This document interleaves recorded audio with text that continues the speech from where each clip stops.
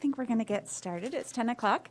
My name is Ellen Buck-McFadden, and I'll be moderating this session. I'm a researcher, rural homelessness researcher from Trent University in Peterborough, Ontario.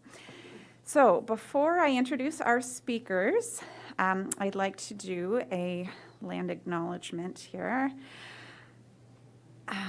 Sorry, it just disappeared right before I read it. Okay, so we acknowledge the land we are meeting on is the traditional territory of many nations, including the Mississaugas of the Credit, the Anishinaabe, the Chippewa, the Haudenosaunee, and the Wendat peoples, and is now home to many diverse First Nations, Inuit, and Métis peoples. We also acknowledge that City of Toronto is covered by Treaty 13 with the Mississaugas of the Credit.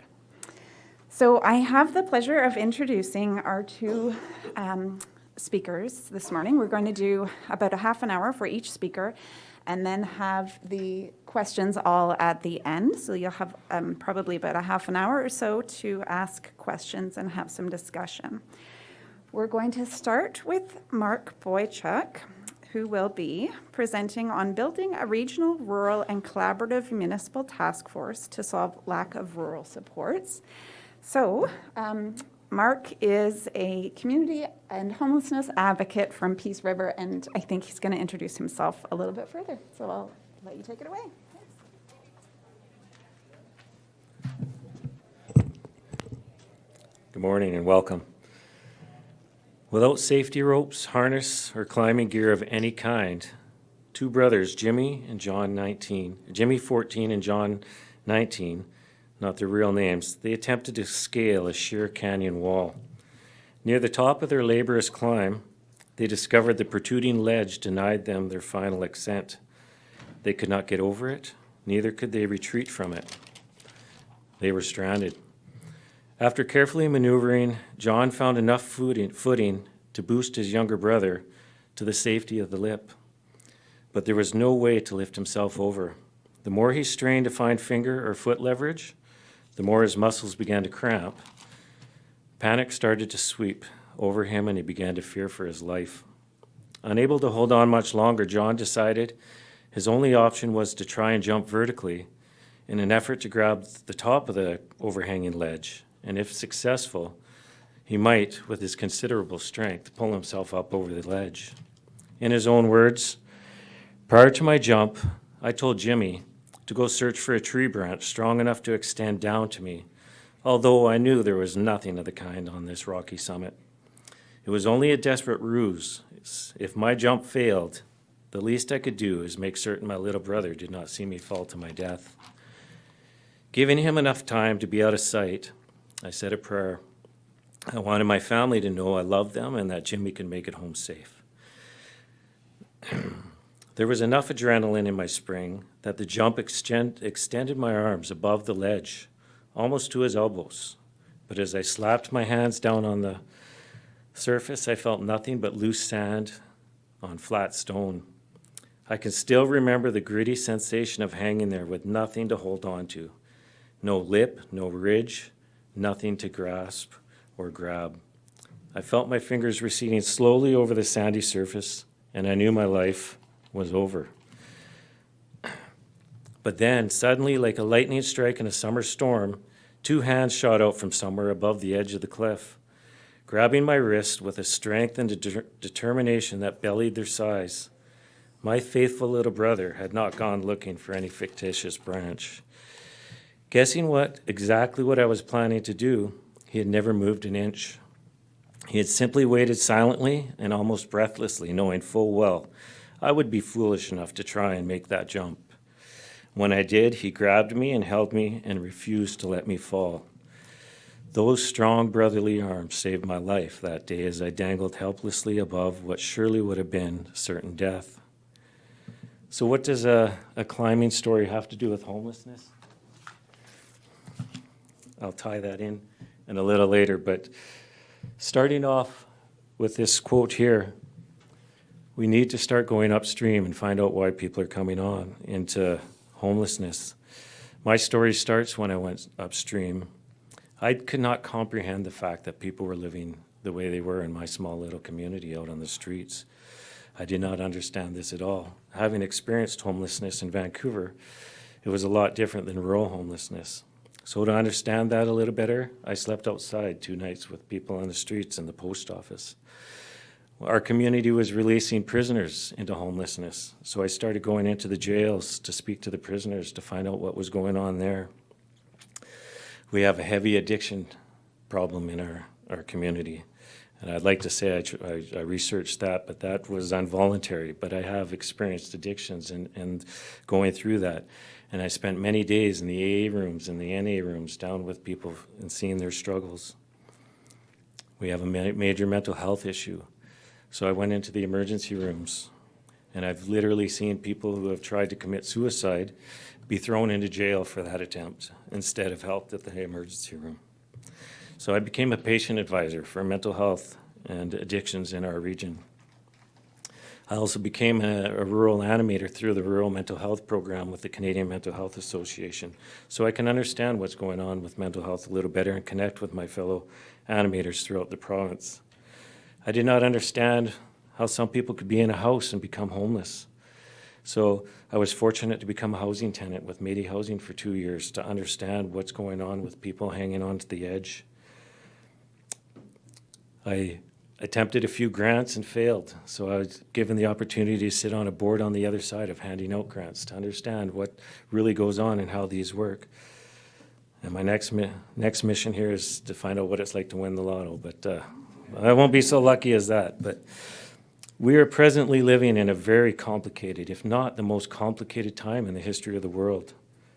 The complexity of these challenges is leaving many of us overwhelmed and exhausted. We're accosted daily by an onslaught of sobering news. So through this presentation, I hope to identify some positive stories and tell you what we've done and how we've advocated in our small community that has next to no resources. Every 49 minutes, that's how frequently people died of drug poisoning in Canada during one dreadful week last summer. In a 3-day span from the 14th to the 16th, Alberta lost 27 people to opioids. This is a story of a young lady. I have a video here. I ran into this young lady on the streets of Lethbridge one night when I noticed she was in distress. And we ended up spending from about 11 o'clock until 7 o'clock in the morning talking, as she had just recently been attacked. And like I say, I like to do research, so we spent the night talking, and I just couldn't have the heart to release her back to the streets after what she'd already been through. And I've got a little sound recording of something that I listen to often that really motivates me, and I'll share that with you here.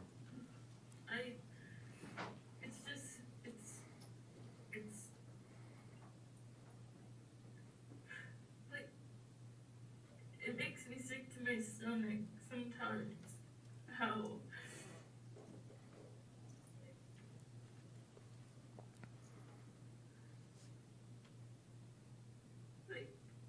this is normal. I'm not normal.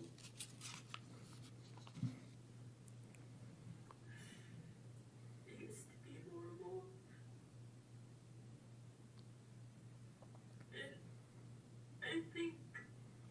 Sometimes I think that this is it. This is my life now. That I'm just gonna have to accept the fact that I'm gonna be like this for the rest of my life. This is it.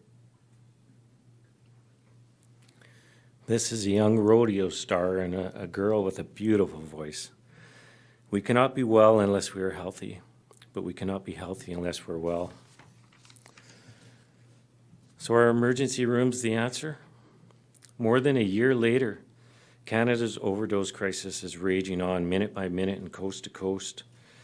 In the first 3 months of this year, we've lost 1,880 people. That's 21 deaths per day that we're losing people to opioids. To put that in perspective, in 2016, it was 8 people a day. In 2018, we're at 11. So we have a care deficit. Although physicians, other frontline workers, and community members are doing their best to meet the needs of people who are using drugs, there are still many roadblocks to overcome. We have a very toxic drug supply. We have difficulty accessing the health care and harm reduction services.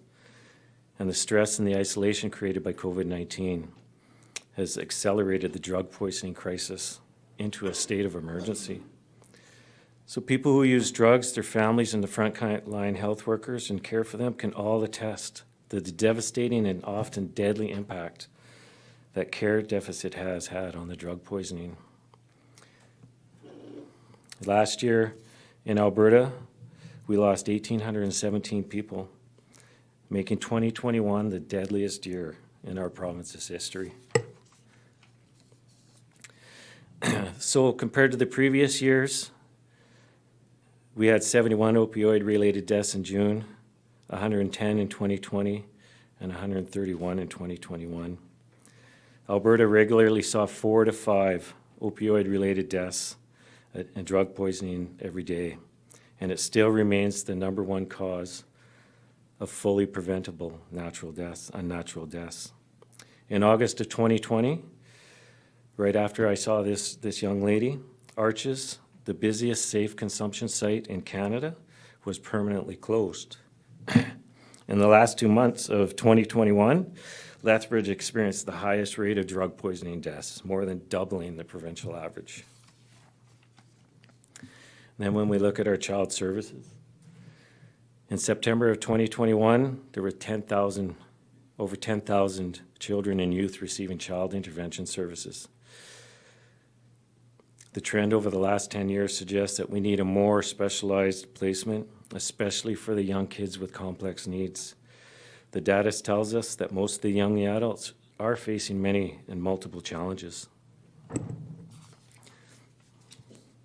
These children were most likely to have abused drugs, alcohol, and other substances. They required medical care, including mental health care from hospitals and alcohol and drug treatment centers. And they required placement in facilities that offer specialized services and one-on-one staffing to help keep the youth safe from harming themselves and harming others. During September and October of 2021, the Ministry of Children's Services observed a tragic increase in the number of deaths in children in care, leading to a higher number than average of death. In the last 10 years, we've averaged 33 children dying in care every year. Last year, it was 45. In 2021, 115 distinct children were served through the Protection of Sexually Exploited Act.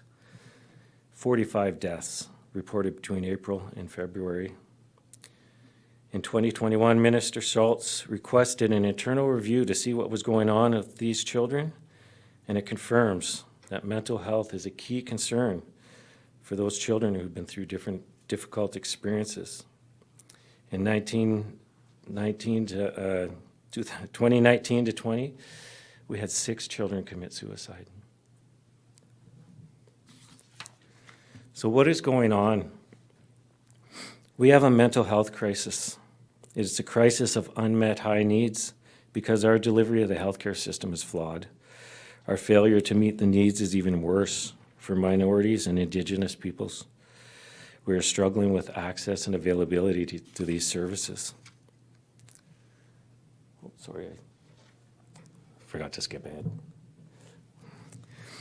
So in rural Alberta, wait times can be long, especially for our children and youth. We have about 28,000 children and youth on the waiting list for mental health treatment in January 2020. This number has more than doubled since 2017, and I can't imagine what happened through the pandemic. Average wait times for children and youth are 67 days, and for intensive treatment, it's 92 days. Access to these services, it differs based on which geographical area you're in. Some children are able to access services immediately, and others have to wait up to 2.5 years before they can see anybody. So I get back to the question again. Are emergency rooms the answer? The shift in healthcare priorities has been driven by persisting negative mental health outcomes, namely suicide. In rural Canada, combined with a lower availability of rural mental health workers, we have one reserve just outside of my community. In 1 month, they had 42 suicide attempts, and we have 0 services to help them. Without the right supports, people with mental illness and substance use problems, their caregivers and their families can experience great suffering. We need a robust mental health care system with a wide range of programs and services. There was a young lady, a young mother who called me. Well, I guess she's not too young. Everybody's young compared to me, but she has 2 boys, and 18 and 17. And Michael, the oldest boy, is dealing with some mental issues, and he decided to try and take his life by taking all of his medicine in one shot. So his mother called the ambulance, and when they arrived, Michael, being 18, denied that he took his pills, and all he had to do was sign a form to say that he could send the ambulance away without care. And when they left the mother, they said, watch he doesn't fall asleep or watch he does not pass out in his sleep. And what a horrible thing for a mother who's looking for care to receive that kind of answer. But the story gets worse, because the next morning, as Michael was thrown out of whack with his medications, he decided to pick a fight with his bigger little brother.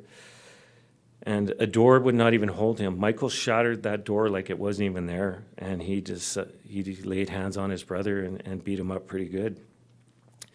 So this mother is just devastated onto what type of care that we can get her son. And so when we call the RCMP, we try to get the mental health nurse to come down and help us deal with this situation, but she does not respond to that type of call. So I was able to step in there and see what kind of goes on a mental health call. And as we went to the door and talked to Michael, he was very, he's a big boy. And when you're dealing with schizophrenia, and even though I was with 2 officers, I was worried about our lives, because he could handle us easily. And so we were able to talk him into going to the hospital to get care. It was either that or go to the jail for assaulting a minor. And even mentioned and joked with the other officer, weren't you the one who drove me to the mental hospital there last week? So we do not have a mental hospital in our community. So they took him to the emergency room, and it wasn't even 3 hours later that Michael had checked himself out and was back at his house. And we're still battling with that situation today, trying to get his mother supports. So we need health promotion and wraparound supports like housing, employment, to ensure that people receive the preventive care, treatment, and the supports they can recover so they can thrive. So when we look at adverse childhood experiences, for those that are not 100% familiar with that, this is a small list of 10 questionnaires that they've discovered that if children experience these things, they're most likely going to be dealing with mental health and addiction problems as they get on. So if you have 4 out of 10 of these questions answered correctly, you will be 10 times more likely to have become an addict. And I was speaking to a teacher the other day who has a class of 28 kids, and 28 of those kids scored 8 or higher on this ACE test. So when we look at what are the top protective factors with these children dealing with these, it's access to mental health care services, safe, engaging school programs, and initiatives in the foster and social care programs. So what is the plan? Rural mental health is a complex problem. Although mental health services are important and necessary, the need to explore other ways of community-wide supports is becoming more and more evident. The government of Alberta put out a report in 2015 valuing mental health. It highlighted the need for specialized attention in rural remote areas for barriers such as scarcity of resources, cost of services, and effectiveness. For example, no long-term follow-up services. That was 7 years ago, and not a thing has changed.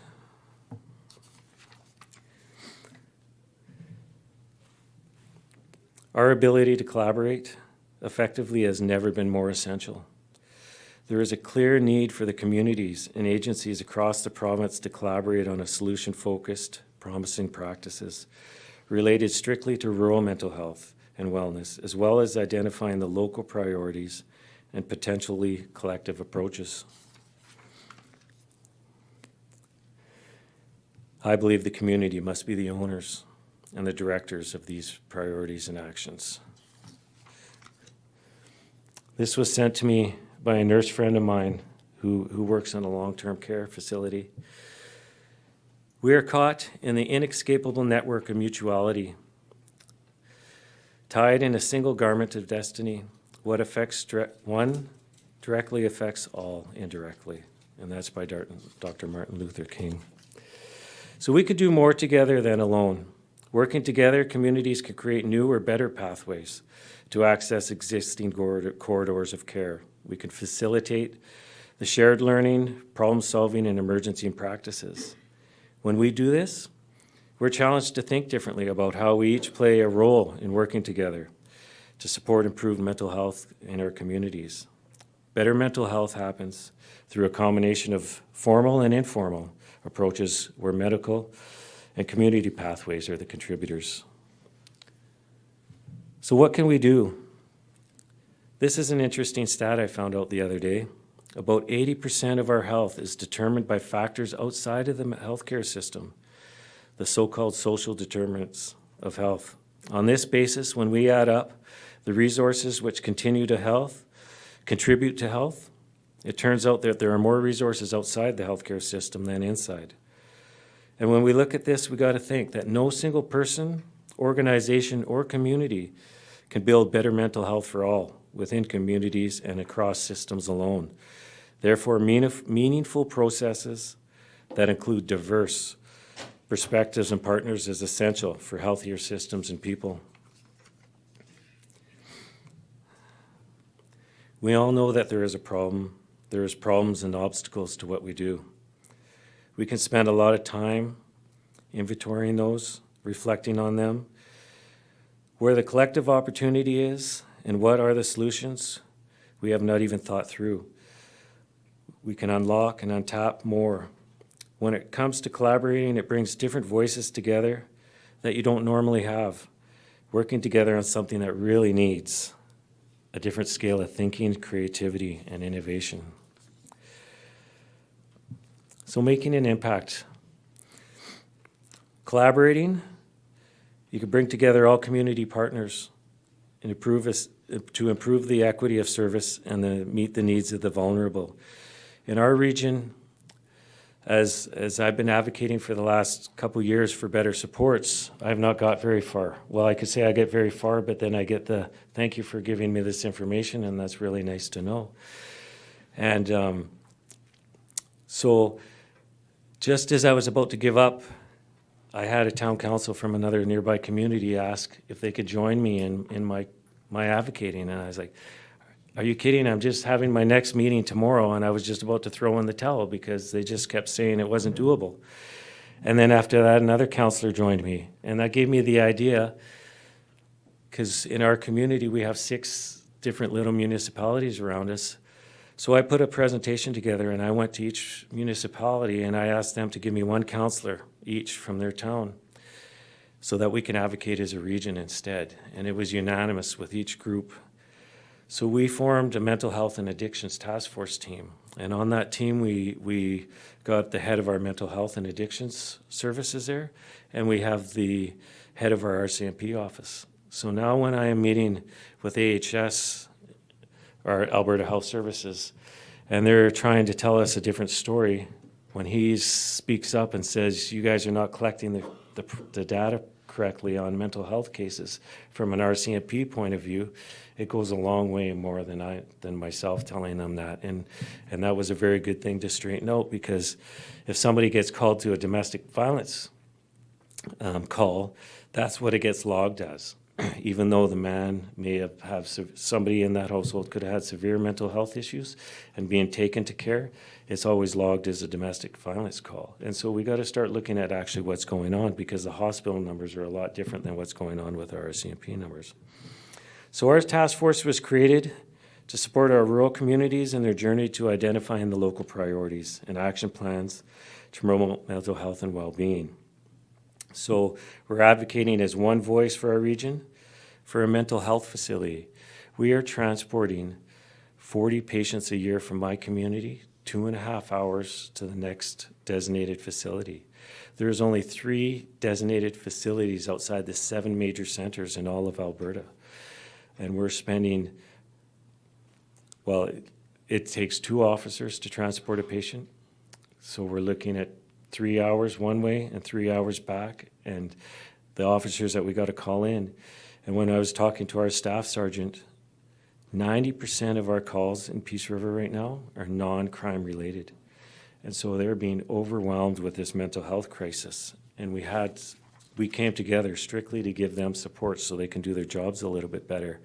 And through just our first meeting alone with the mental health agency in Peace River and the staff sergeant there, we've developed an in-house training program for our community, for our RCMP officers, because the mental health nurse herself admitted they only get an hour and a half of mental health training to do 90% of their job.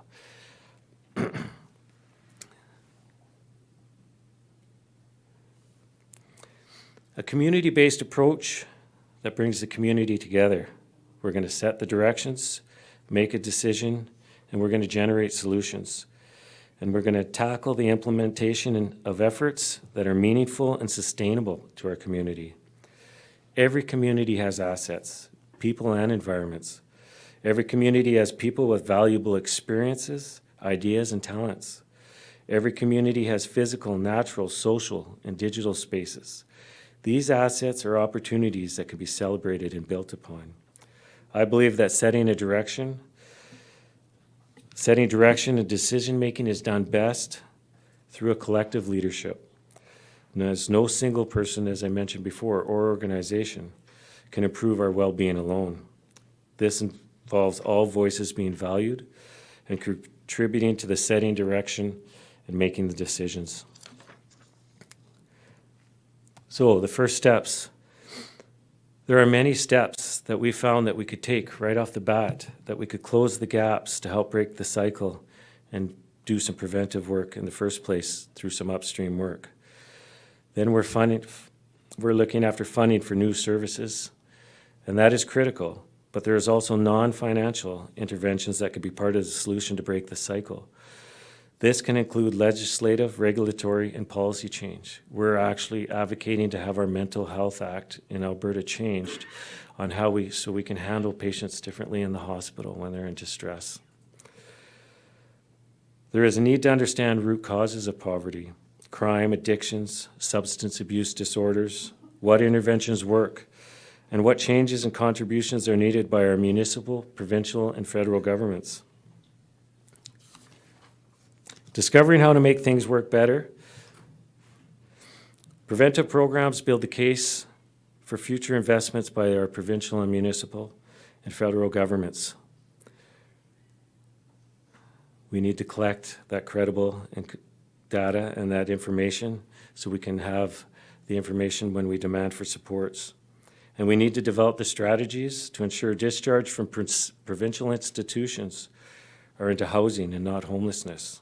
Our prisons, our hospitals, and our treatment facilities.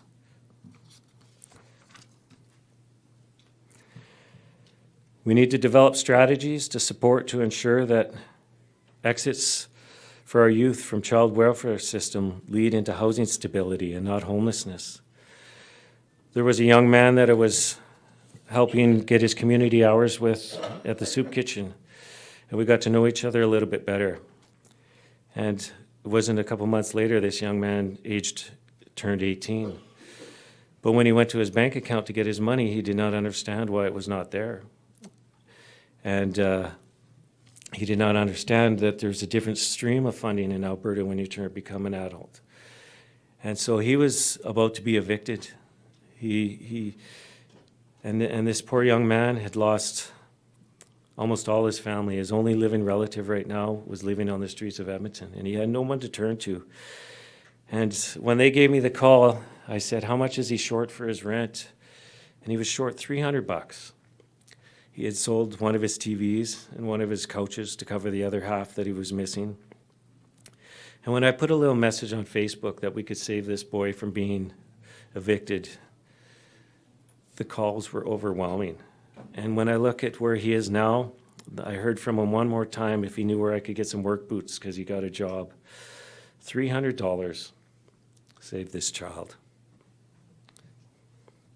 The truth is, we can't solve complex challenges and problems, but we can engage with them over time.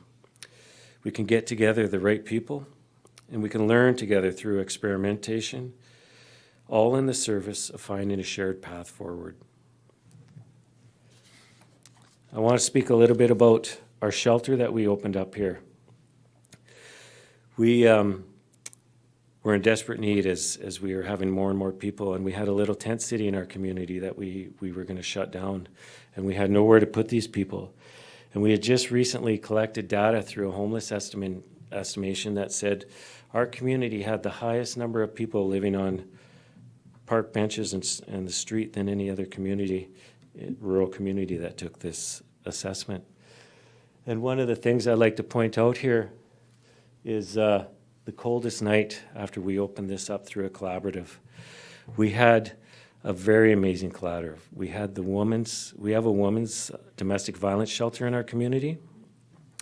And so they opened up this overnight shelter under their policies and their umbrella strictly with the intention of passing that off onto the Friendship Center when they got their act together.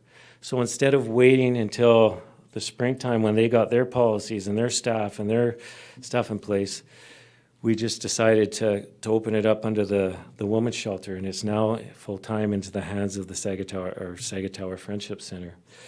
But we opened it up for 108 nights with volunteers. We went through COVID through this, and we had an amazing experience at the community that we brought together with these homeless people. I'm going to show you a video here of a man playing a guitar soon, but after we closed our shelter down and it moved, the lady that owned the guitar gave it to another one of these homeless men on his birthday, and he broke down crying because he says nobody has ever loved him like that before. So I'm going to tell you a little story about George. This is George, and I first met George in 2018 in January when I slept out on the streets. George and I slept he didn't end up staying there too long because his addiction drove him to go back out into the cold in minus 44 looking for alcohol. And I don't feel bad, but I did call the police on him because I was worried that he was going to die because I was there. And I couldn't even stand outside for more than 2 minutes, and I saw him stumbling down the road with his coat open, and I just thought, this is not going to end well. So 2 years later, after we opened the shelter for the very first time, I drove around to see if anybody was out there. And this is where my mountain climbing story comes back. As I went in there and I picked up George, and I told him, I broke the news that we now have a shelter. And this poor guy was so feeble and weak, he could barely stand. And I had to help him down the stairs the very first time to the shelter, and I must have been thanked a dozen times. And the sad thing is when I found George, it was 6 a.m, and the shelter closed at 7. But we still went there for the first time. And he was able to sleep and get something to eat and then find out where it was from that point on. So I'm going to leave my little presentation from A Word with George, and I hope it touches your heart like it did mine as he was sitting at a shelter a couple months later.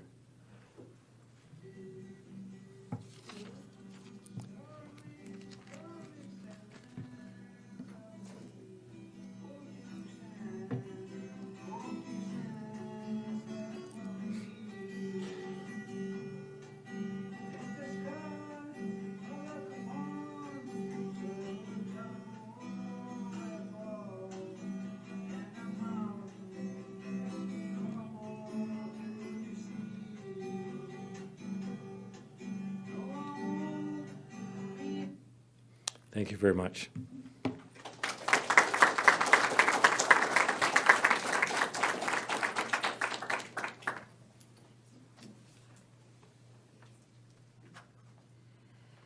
Thank you, Mark. That was a really great illustration, I think, of just the complexities surrounding homelessness and also the capacity within a community to try to resolve these issues. We'll have lots of opportunity for questions at the end of our next presentation, and so I'd like to introduce Sydney Stenikas, who is the Manager of Homelessness Initiatives at Rural Development Network, and she will be speaking about... Oh dear, the title just disappeared. Thank you. Unique community-driven responses to rural, remote, and Indigenous homelessness. Thank you, Sydney. All right, I'm just going to give this a quick little test. Perfect. Hi, everyone. So my name is Sydney, and I've been working with the Rural Development Network now for the past 2.5 years. So I still consider myself relatively new to the housing and homelessness sector, but I've really enjoyed my time so far. And this is my first time attending the CAH conference in person, so really happy to be here among all of you. So I've had the pleasure of working with my colleagues to support communities in responding to rural homelessness in Alberta and across Canada. So I'd just like to first start off with a land acknowledgement. The Rural Development Network sincerely acknowledges that our physical office is located in Alberta on the traditional territories of Treaty 6 and is home to Métis Nation Region 4. I currently live and work in Misquatiswaskagen, also known as Beaver Hills House or Edmonton, and we acknowledge the ancestral and unceded territory of all the Inuit, Métis, and First Nations people that call this land home and who have gathered on these lands for centuries. It's important to reaffirm my personal and our organization's responsibility and commitment to reconciliation and respecting the diverse histories and cultures of Indigenous peoples. So our organization, just to provide you with a little bit of background, started in 2009 as the Alberta Rural Development Network, and we rebranded to the Rural Development Network in late 2020 as we began to work with communities located across the country. And really our vision is to support a strong, sustainable network that empowers rural communities by facilitating and providing access to trusted rural development expertise, information, and services. We do a lot of advocacy work, and we really strive to amplify the collective voice of rural communities. So we have been committed to addressing key issues in rural communities at the local level, and our initiatives have emerged and adapted really based on the issues and interests of the communities that we work with. So over the past year, our initiatives have grown from housing, immigration, homelessness, estimations, agri-food, and various coalitions to include health and wellness, shelter policies, Indigenous engagement, transportation, work-integrated learning, and rural revitalization. So yesterday, my colleague Emma here presented on our organization's work in developing an alternative methodology to estimating and collecting data on homelessness and housing insecurity in rural, remote, and Indigenous communities. And today I'm going to be sharing some information on a number of homelessness initiatives and projects, many of which are based out of Alberta, but others will have a more national focus. But if you weren't able to attend yesterday's presentation and want to chat data, we'll be definitely around, sticking around after the presentation, so feel free to come say hello. So as many of you, I'm sure, are aware, the Reaching Home program is the federal government's homelessness strategy, and our organization is the Reaching Home Rural and Remote Community Entity for Alberta. I'm just curious, are there any other rural and remote community entities in the room? Oh, sweet. Okay, well, we should definitely connect after because it's nice to see your faces, and we don't always get the opportunity to connect, so that's great. So funding specifically supports organizations and communities located outside of the 7 major cities in Alberta, and this includes First Nations and Métis settlements. So over the past few years, this program has funded over 100 projects, a number of which have been Indigenous-led. And funding has supported a diverse range of needs, including projects that were addressing more urgent and immediate needs in communities, including emergency shelter and basic needs services, and others addressing those more longer-term housing supports.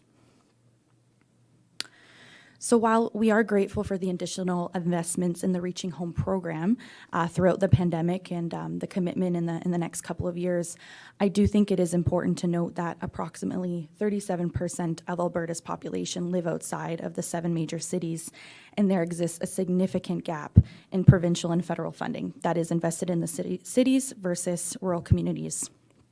So beginning in 2019, our organization received just under $1 million annually to distribute to communities located outside of the 7 cities. And the 7 cities received over $20 million alone annually in Reaching Home-based funding. Now, these numbers don't include the additional funding that urban and rural community entities have received over the past few years as a result of the pandemic, but nonetheless, a significant gap continues to exist. And also, currently there is no annual provincial funding that is earmarked for rural communities to respond to homelessness. However, tens of millions of dollars is invested into the 7 cities of Alberta. So we really strongly believe that increased funding at the provincial and federal level, specifically directed at rural, remote, and Indigenous communities, is needed to sufficiently respond to homelessness across Canada. So yeah, I know I'm probably preaching to the choir here, but in terms of what homelessness looks like in rural communities, in comparison to urban centers, rural homelessness can often be a lot more hidden. While there are certainly people who are unsheltered and sleeping rough or camping, people experiencing homelessness may also be living in vehicles or abandoned buildings. They may be sleeping in emergency shelters, couch surfing. They may have inadequate and unsafe housing, or they may be unable to move out of their housing due to affordability issues. And I think it's also really important to recognize the unique experiences of Indigenous peoples.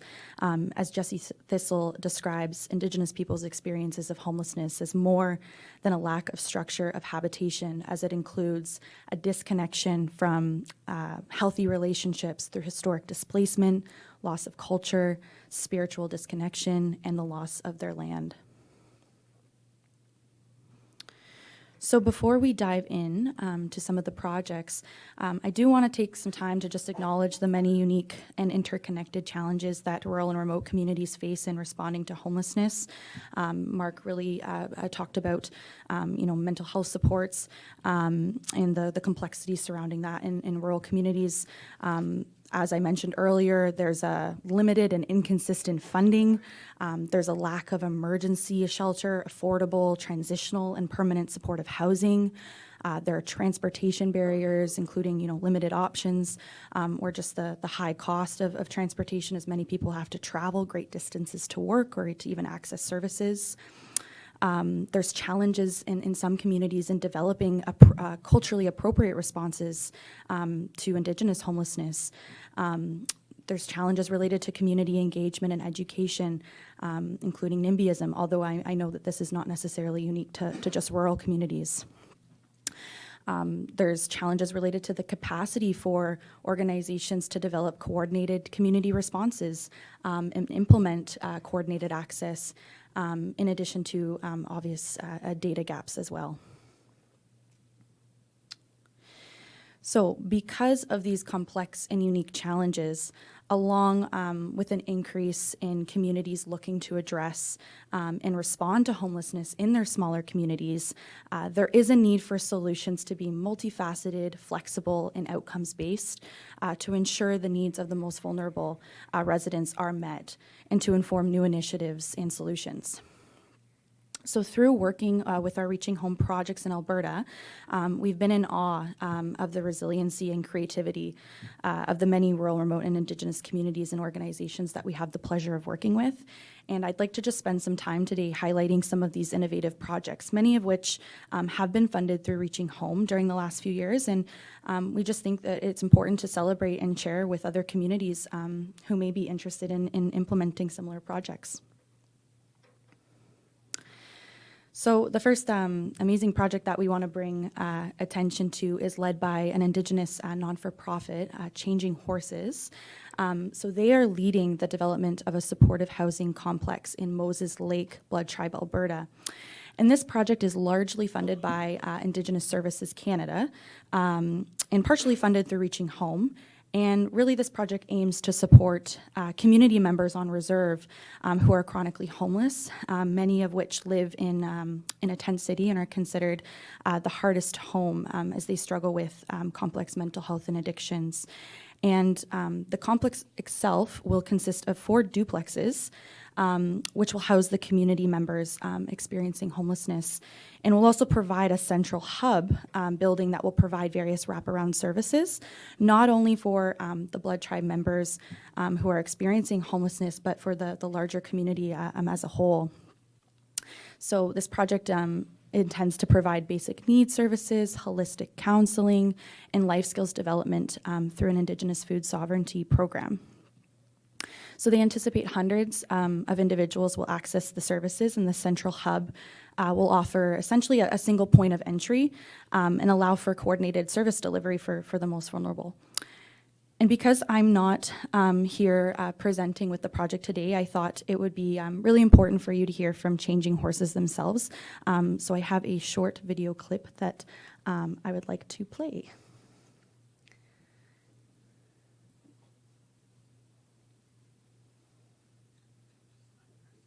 It's on the, that's the global video. Yes, this one. Thank you. Behind the Moses Lake shelter will soon be taken up by a new housing facility. But to actually be able to say excavation is starting tomorrow, I mean, that's just totally awesome. It just brings so much joy to my heart. An official groundbreaking ceremony Tuesday, marking a substantial step in a long and hard road for the Changing Horses nonprofit society. The grassroots group, made up of mainly Blood Tribe members, received funding from Indigenous Services Canada to build housing for 16 to 21 homeless individuals. Katie Rabbit Young Pine is the project's lead innovator. It's 4 duplexes behind here and a main hub, the main building, which will have the laundry, the showers, some office space. And then each of the units is an opportunity for the homeless to own their own space. You know, they all see the need to contribute and help on their own, so I'd like to thank them for, you know, like the work that they've put in. Blood Tribe Councillor Deandra Brucehead says while the housing shortage goes beyond just the homeless population, this facility will provide extra support to the most vulnerable and those recovering from addiction. With this supportive housing complex, it adds another layer of help, another layer of aid, of safety, of comfort for these individuals who are trying to make a better life for themselves. The majority of construction workers hired for this project are Indigenous, including 2 who are homeless themselves. I think it's really good because there's a lot of people out there that don't have homes. You know, they walk by us and say, I hope I get chosen for one of those units. So there's a, you know, a big interest in moving into our units. Thank you. So Changing Horses, they broke ground on the project back in the spring, and they expect to begin housing folks this fall, which is really exciting. And one of the amazing things about this project is, as mentioned in the video, is the involvement of community members, specifically the displaced, in the construction of the homes themselves. And Changing Horses explains that you know, involving people who are experiencing homelessness throughout the project brings a lot of hope and allows for the engagement and feedback from individuals who will be accessing the housing and services. So Katie Rabbit Young Pine is the lead innovator at Changing Horses, and she notes that, quote, Changing Horses is probably the first group ever on Blood Tribe Reserve that has gotten together not under the umbrella of Chief and Council that has started something like this to provide the housing for some of the homeless. To others looking out at us, it's a small project, but for us, it's a big project. It is not going to house everyone that needs to be housed, but we have to start somewhere. I believe if we are able to do that, we could do a lot more on the Blood Tribe Reserve and other First Nation communities, end quote.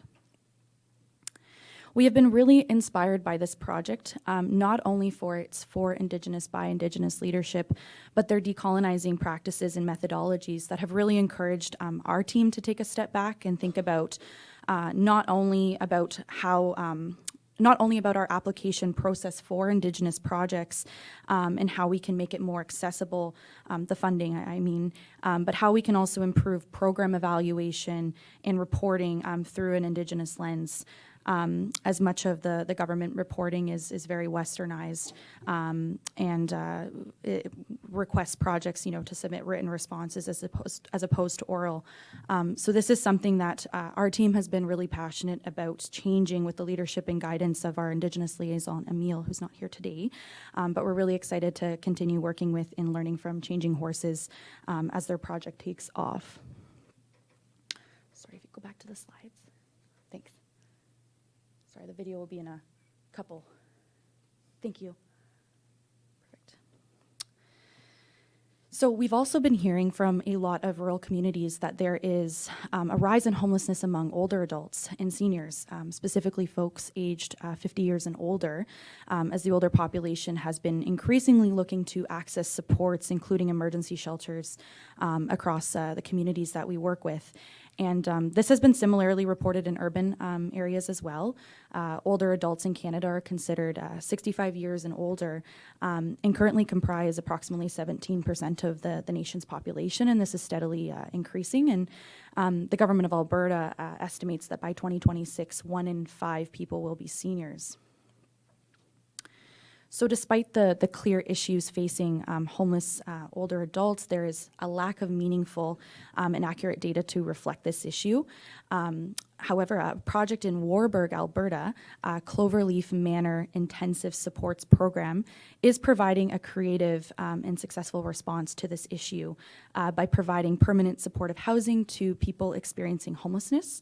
And while you don't have to be necessarily a senior to access the program, many of the folks are aged 55 and up, and this program is staffed 24/7 and provides wraparound, intensive, harm reduction focused supports to individuals with complex mental health issues, chronic physical health conditions, and substance use. So the manor was initially having a difficult time filling the beds. So George Spady Society, Alberta Health Services, and Leduc Housing Foundation came together to partner to house people experiencing homelessness in a wing of the manor. So clients are assessed through Alberta Health Services intensive supports team to just make sure that they qualify for this type of setting. And then there are currently 13 beds, and 7 of which are occupied with residents who have been housed there for 2 or more years, which is fantastic. Another unique project that we wanted to share with you all today is Foothills Detox Center, which is based out of Fort Macleod, Alberta.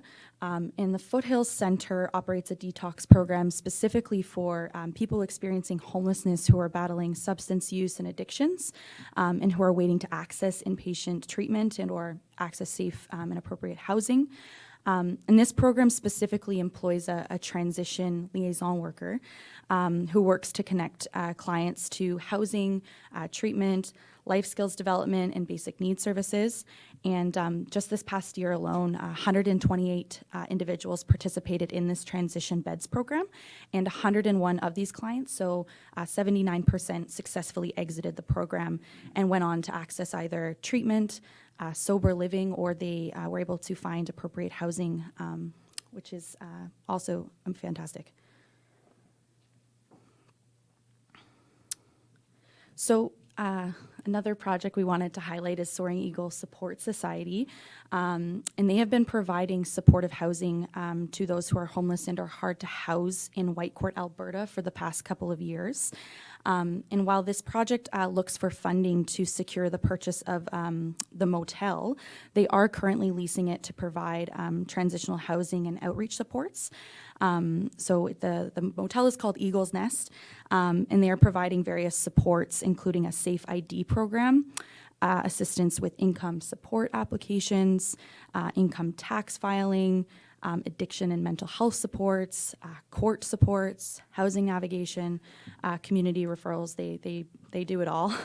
And they estimate actually that through through their transitional housing program, they're able to provide housing and supports to an individual for approximately $18,000 per year, which, as we know, is significantly less than it would cost to house someone in an emergency shelter. And in this past year, the project has been able to house 42 individuals. And there have been many success stories. For example, individuals who were once living rough in tents and in sheds are now safe and warm. Individuals have successfully completed detox and treatment programs. Individuals are now on income supports or are able to access health and medical services that they otherwise wouldn't have been able to access. In this past year, the program was actually featured in the news, along with another innovative project, which I'm going to be speaking about next. But I thought, again, it would be great to hear from the projects themselves and from the leadership and from some of the clients who are actually accessing the services. So I will, if you don't mind playing that video clip now, that would be great. Thank you. The place Jamie Collins lives in now is a far cry from where he was before, living on the streets. It's awesome that they have this. Can help a lot of people.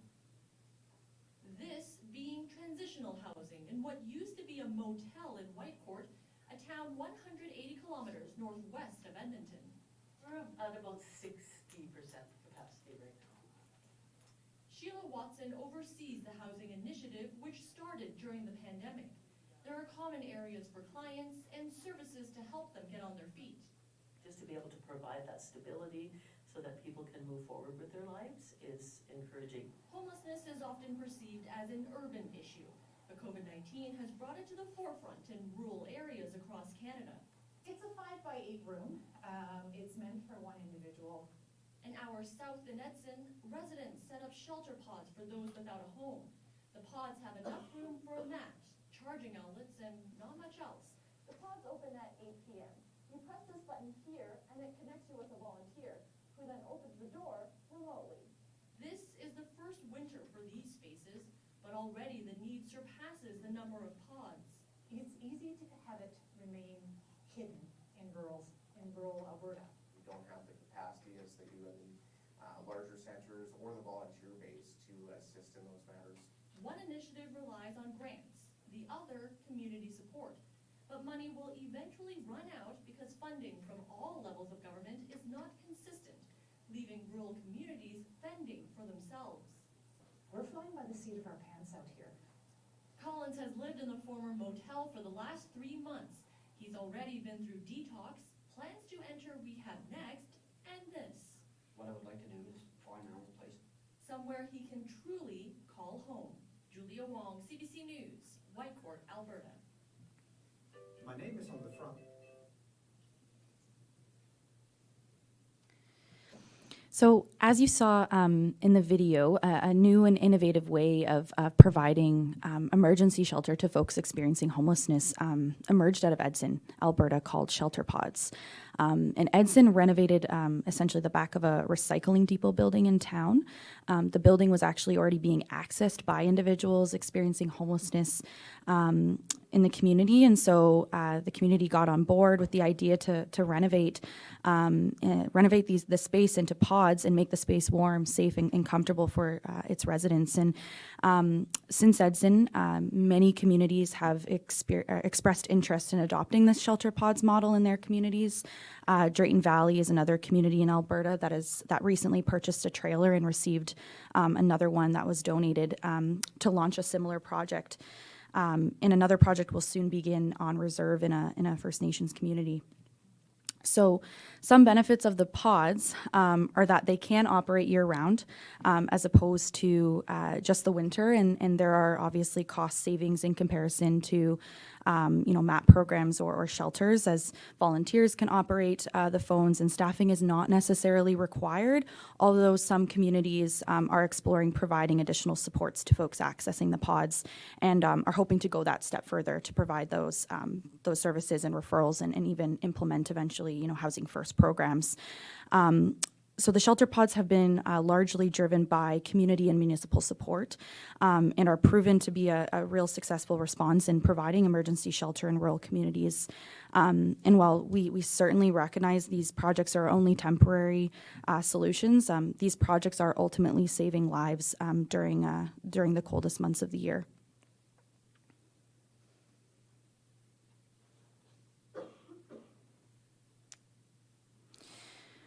So on a similar note, another response to emergency shelter that has been increasing in rural communities is the development of emergency MAP programs. So these temporary emergency MAP programs exist primarily to protect people from the elements, usually during but not limited to the winter months when the temperatures drop to a point of being extremely dangerous.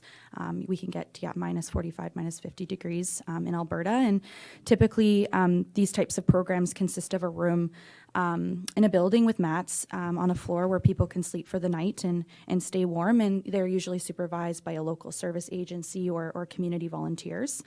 And these programs also ultimately seek to save lives and address service and shelter gaps in a community. So Peace River, Mark's hometown, is a town in northern Alberta, and Mark spoke to his involvement in leading the development, essentially, of this emergency MAP program, and this was one of the first communities that our organization actually worked with to support them in their efforts. And it's pretty incredible, and honestly, I'm sure Mark would be willing to answer any questions you may have. He's really the expert in the room here, and he's been so helpful to so many other projects that have ended up opening and piloting their own MAP programs. So I just want to extend my thanks to Mark sincerely. We're really lucky to have him as an advocate, and also he sits on our board now too, which is really, really, really great. So what started out as a volunteer-run MAP program is now operated as a shelter by Sagatawa Friendship Society, and they see up to an average of 17 clients per night, and their hope is for the shelter to continue operating year-round. So the additional reaching home funding that was provided throughout the pandemic has also allowed a number of communities to pilot similar MAP programs, and one of these programs was based out of Canmore, Alberta. So the need for a cold weather shelter program was initially identified through data that was collected through RDN's Housing and Services Needs Survey, and also community discussions through the Bow Valley's Homelessness to Housing Coalition.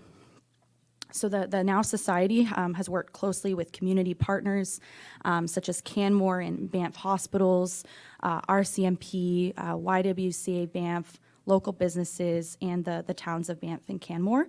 And it was really exciting. The MAP program, or what they call the REST program, was launched and piloted in February of 2021, first as an outreach program, and then in March 2021 as a shelter program. And this year will actually be the third year that the project is operating, and they've learned a lot over the last few years. And so while this program provides shelter from the elements, this program also connects people with resources available in the community to find housing. And really, when we look at the MAP programs that have been funded over the last few years and those that have been successful, we see a common theme across projects in terms of collaboration. Specifically, the coordination of service agencies, both informally and formally through interagency meetings in the development of local task forces and homelessness coalitions. We've also seen successful projects have engaged with the broader community from the very early stages of the project to gain their support and buy-in. We've also seen successful projects take the time to engage in program evaluation and listen and adapt the programs based on the feedback of the guests and those with lived experience who are actually accessing the programs, which is incredibly important.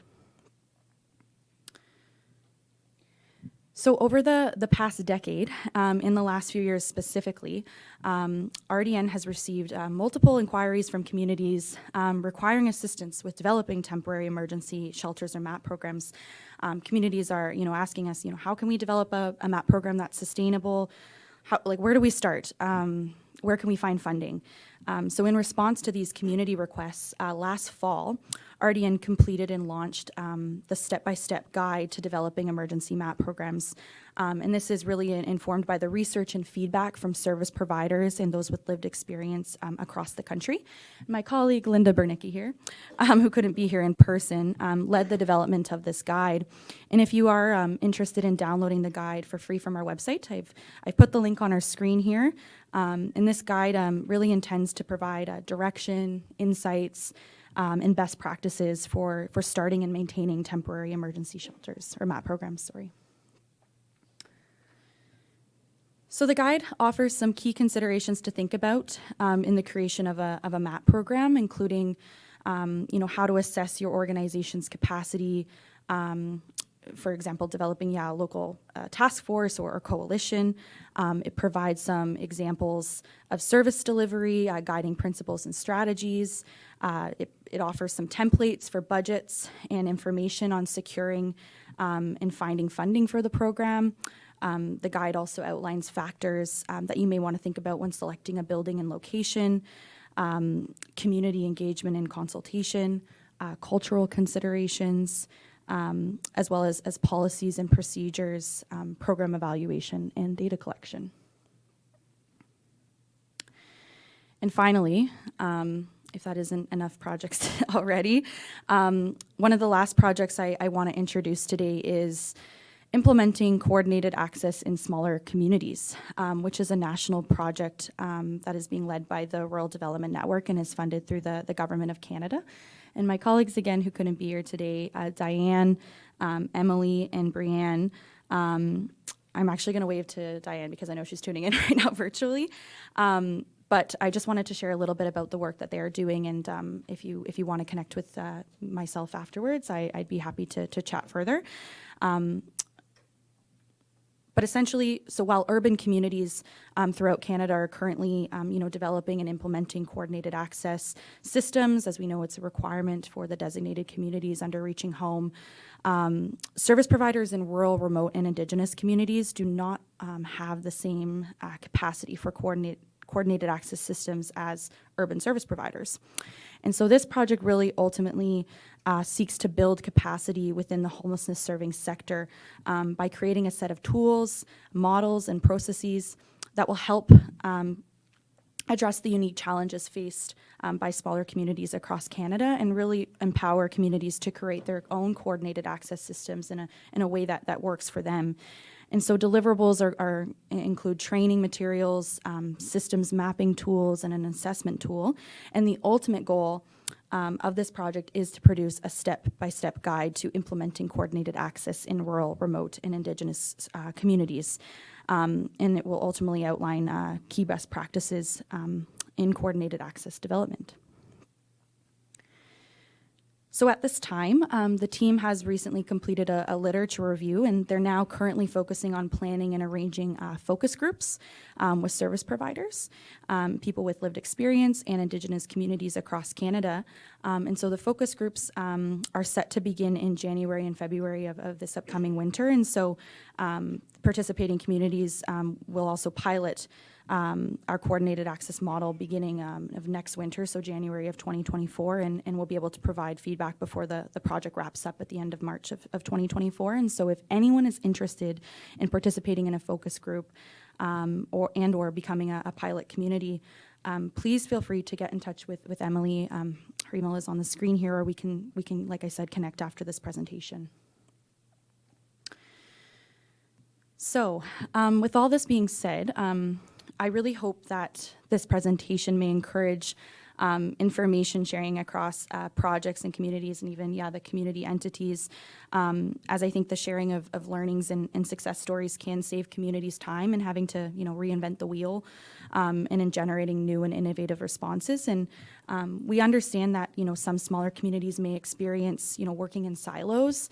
And so we hope that we're able to continue the conversation beyond just this conference and ensure that more knowledge and projects are shared with one another.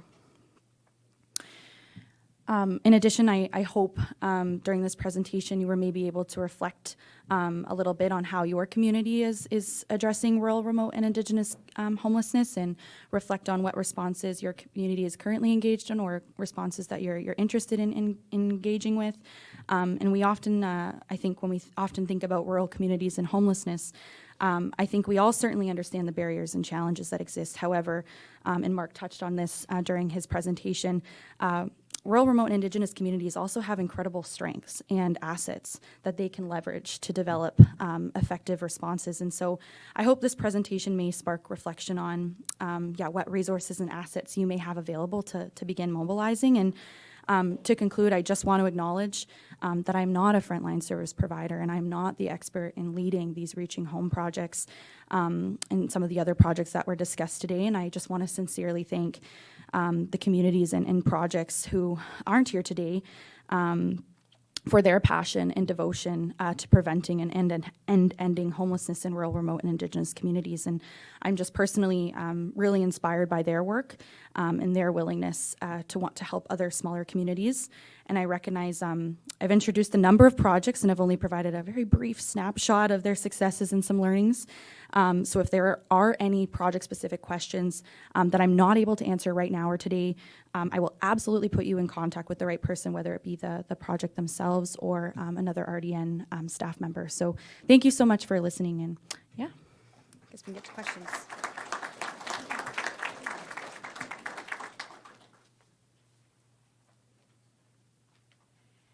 Thank you, Sydney.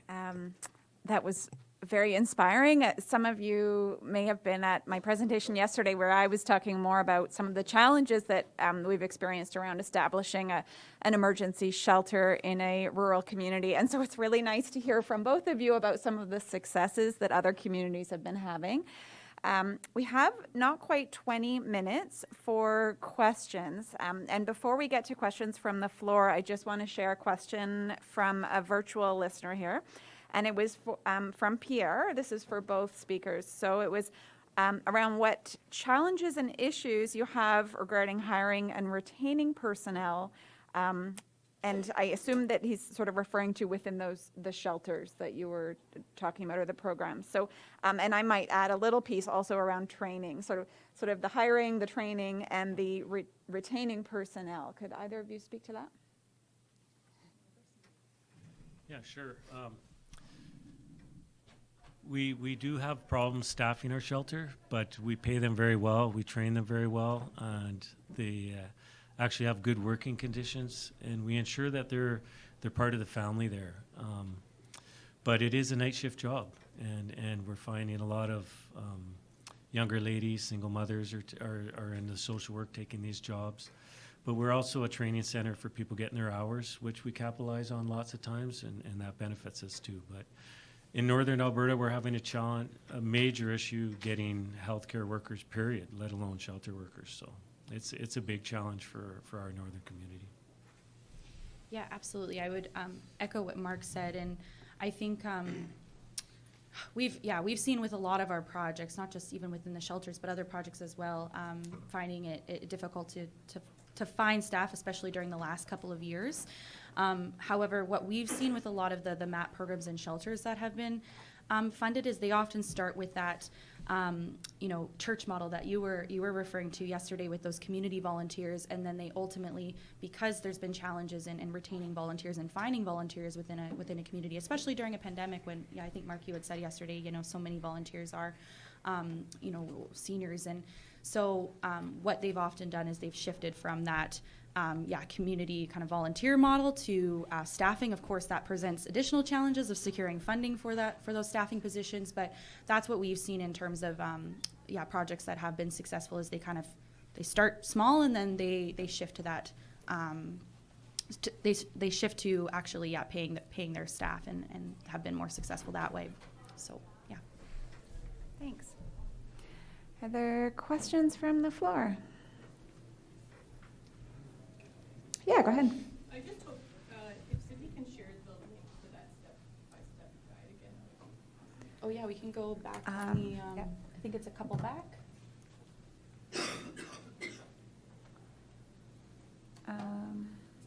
sorry, was it Oh, that one? Two No. more maybe? One more? There we go, perfect. Oh, good. Yeah, and if there's any issues with the link, if you type in Rural Development Network, and if you go to our resources page, you'll be able to find it there as well. But yeah, sorry, I know the link's a little long. I have a question about the Greater St. Matt program as well. Is it classified differently from the warming center as opposed to a shelter, or is it its own little classification in terms of like legislation and kind of bylaws and stuff like that? How we got around our laws and to open the emergency shelters, we use two different distinct facilities, because anything after 30 days, you have to have a change of use bylaw. So we use two different churches that we switched after 30 days, with a little bit of leniency, a day or two if things were super cold and we were having a tough time. So yeah, that is a challenge, but that's how we got around it. So we literally opened it up after 4 meetings. We got our volunteers and we just got the space and away we went. We didn't ask permission from anybody because we didn't have to.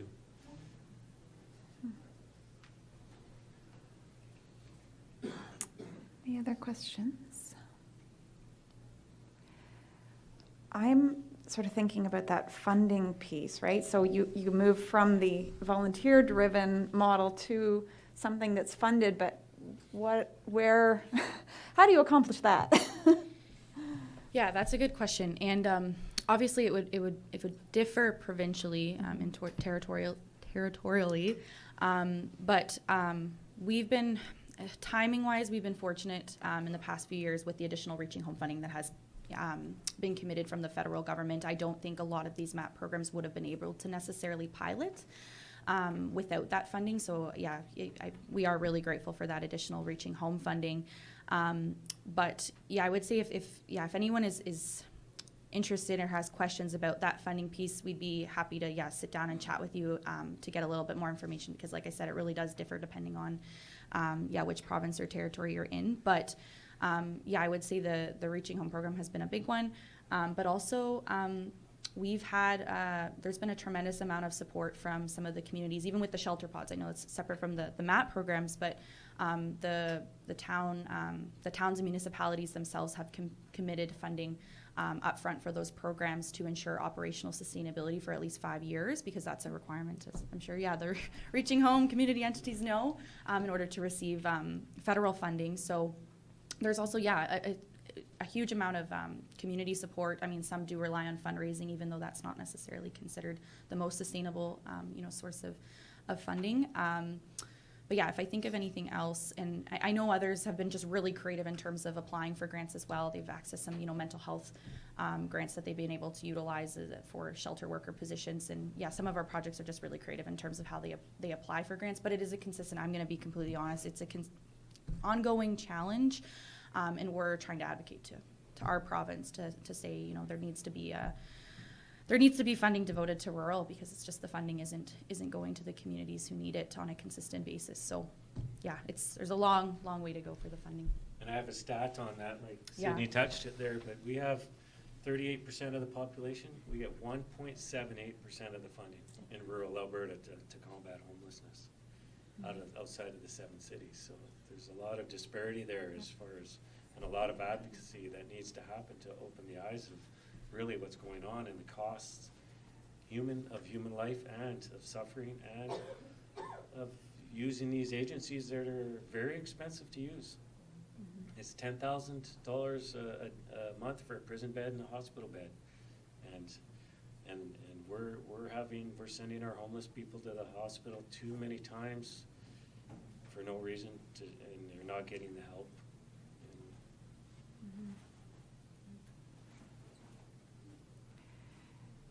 Any other questions or maybe suggestions around funding options that haven't been mentioned already? I think we're all probably struggling with this similar issues, right? No easy answers. I have one question. Yeah. So for the mats, do they have I'm assuming there's like a public washroom attached to it so that they can use? So for the pods? Yeah, for the pods. Yes, so a couple different, depending on which community, but so in one of the communities, I'm going to confuse them, so I'll just say one of the communities, There is the municipality has committed to, providing porta potties. And then in another one, there is an actual separate room with a bathroom that, clients are able to access, because, that's really, it's really important for clients to have that service. Yeah, absolutely. Sounds good. I think it's a great idea.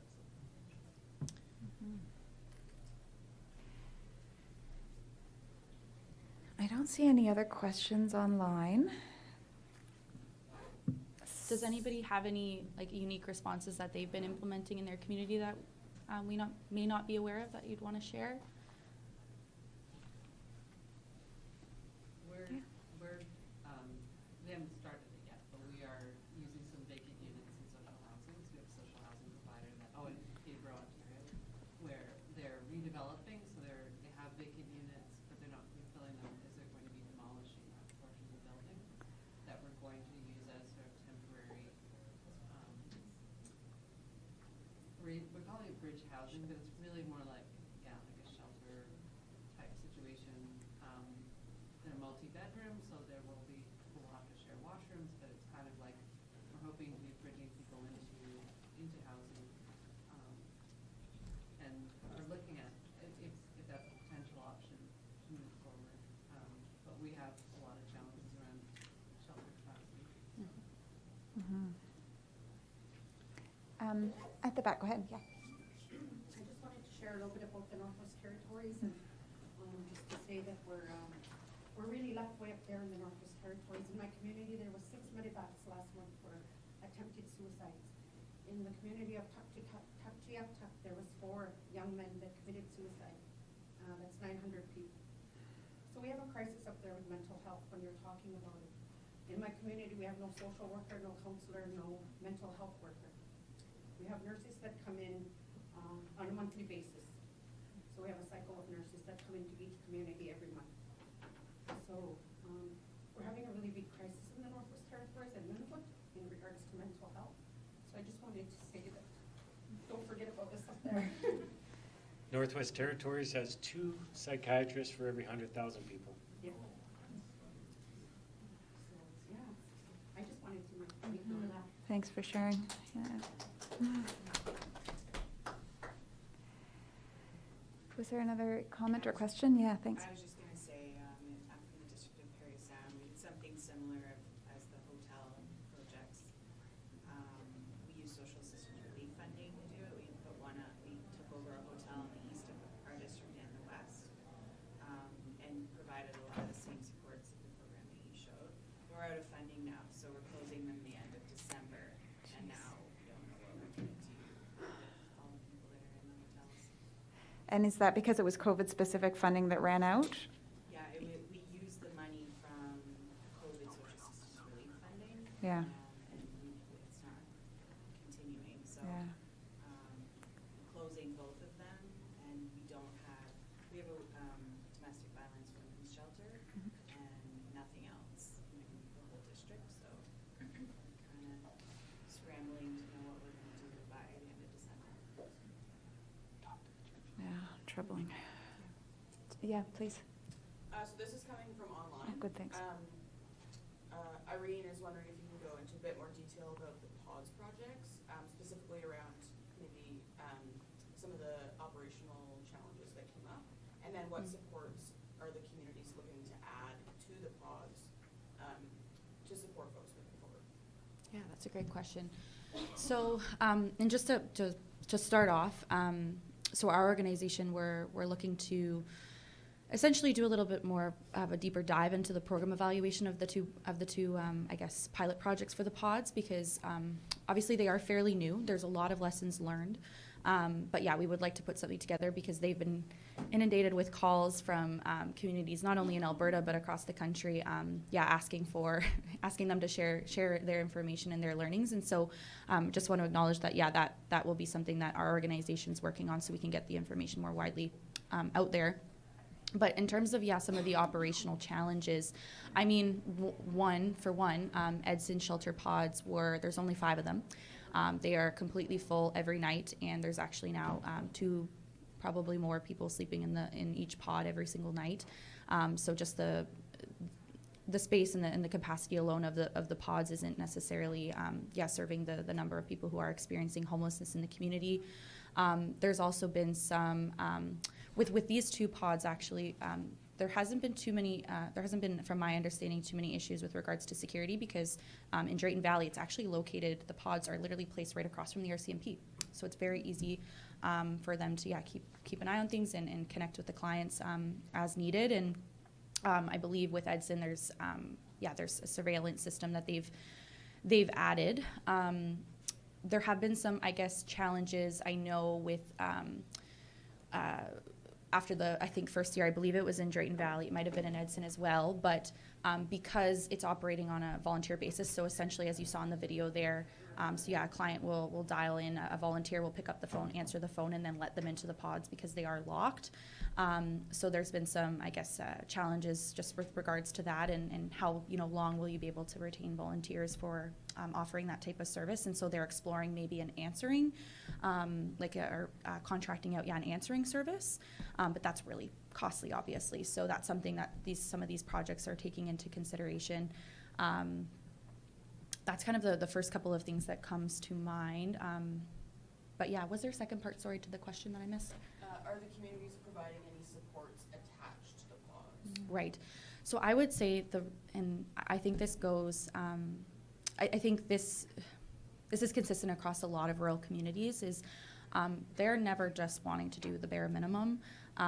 They have, the service providers have very, close relationships with a lot of the clients that they're working with. And so, although there isn't necessarily someone on site, they are certainly connecting with these clients during the daytime through, Edson's Friendship Center, through their drop-in centers and services. So the ultimate goal, though, I think of I know Drayton Valley, is to eventually secure funding to develop a Housing First program or model. So I know that that's in the works. I know the reserve, I'd spoken about how just recently we were able to fund a community on reserve in Alberta, and they're looking to purchase the trailer for their pods, and it should be happening in the next few weeks so that they can get it up and running for winter. And the nation is going to be providing mental health and addiction supports and counseling services to clients, and those pods are going to be directly on reserve in the community. So it's that one's really exciting. We're really excited to see how that one takes off. But I would say that rural communities are absolutely incredible when it comes to providing those additional supports to their residents. But of course, there's many challenges, as we've discussed as well. So. I also was thinking about showers. So that's a real gap in a lot of communities that don't have, a hotel or some kind of project like that would address it, but when we've got pods or a warming center model or something like that, there's clearly no showers. Do either of you know, or anyone in the room know, of solutions to finding access to showers for people in these underserved communities? Yeah? It's not like a perfect answer. Oh, sorry. Go ahead. Not a perfect answer by any means, but what we tend to see with a lot of our rural communities is attached to a drop-in center. They're putting in either portable or full-time showers, and it's a day use thing. We're also seeing some small libraries are looking into options of how they can have lockers and showers and washrooms kind of in their basement, again, for a day use drop-in type model. Lots of challenges with that, but that's kind of what I've been seeing in our communities, and I'm working with the same community Sydney is, so yeah. Great. Mark, did you want to add? I always think outside of the box, and in our community we have very many churches, and often they're expanding. And so I meet with our church group quite often, and when they're expanding, we ask if there's a potential to maybe add a little building or something along that line, and just make sure they're not all duplicating kind of the same thing. So now, fortunately, our shelter is moving to a new location. We're taking over an old rec center, so we have access to showers now. But there's that option. There's very many construction jobs going on in your community, whether it be hotels, motels, apartments. You can ask them to give you a room or designate a small area and sometimes a shower area. So. Thanks. Yes? Now that I've calmed down, that was really hard to speak out loud about. But I really want to say the Northwest Territories also, and Indigenou,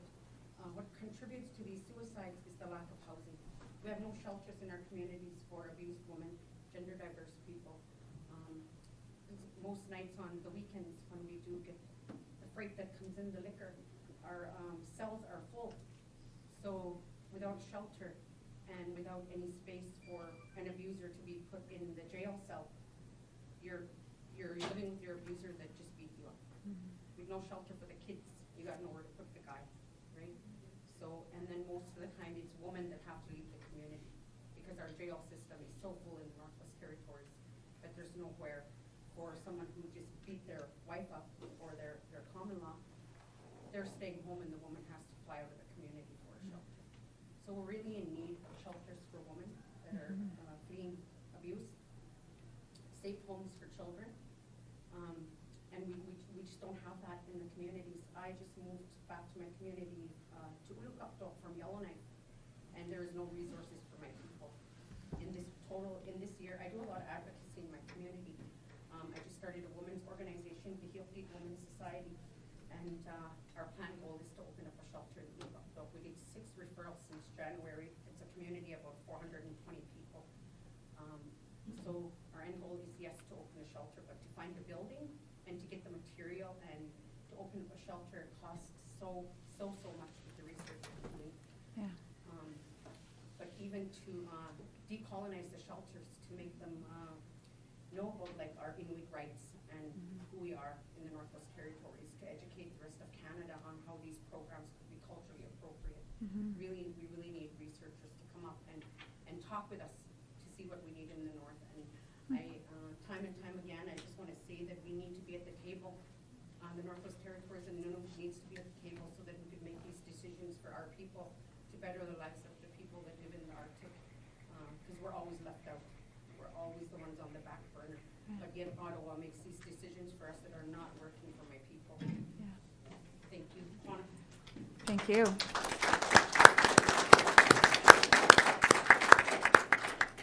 And I hope that a conference like this can bring people together to, to talk about some of those things and maybe make connections. I mean, as a rural homelessness researcher, you've got me thinking, right? Like, I'm sure there are others as well. And so, yeah, I hope that you might find some answers to some of these complex challenges. So on that note, it's time for lunch in the ballroom. Thank you, everyone, for joining us. And thank you very much to Sydney and Mark.